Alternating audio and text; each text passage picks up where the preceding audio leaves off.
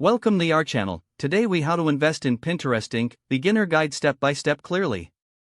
To begin investing in Pinterest Incorporated, the first step is to familiarize yourself with the company. Research Pinterest's business model, revenue streams, and market position. Understanding their unique selling proposition will help you assess its potential for growth. Next, you need to determine your investment goals. Decide whether you are looking for short-term gains or long-term holding. This decision will influence your investment strategy. The third step is to open a brokerage account. Choose a reputable brokerage that offers access to stock trading. Make sure the platform aligns with your investment needs and offers user-friendly tools.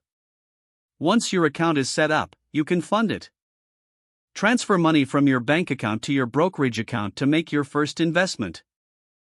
Now, you need to look at Pinterest stock. Search for Pinterest Inc. Using its ticker symbol, PINS, on your brokerage platform. Review the stock's current price and overall performance. Analyze historical price trends and market sentiment before making a decision. At this point, you can place your order.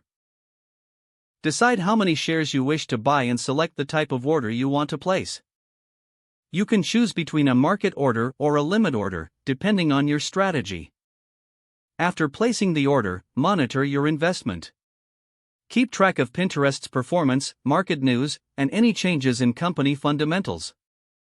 Consider diversifying your portfolio by exploring other investments.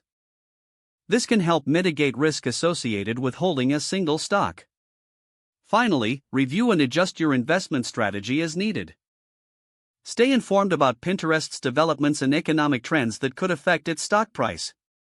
This ongoing education will better position you as a successful investor. If the page does not load, refresh the browser or try again in a private or incognito window. Make sure you are using the correct email address, then retype it carefully to avoid small typos. Don't forget to like this video and subscribe to our channel for more step-by-step tech guides.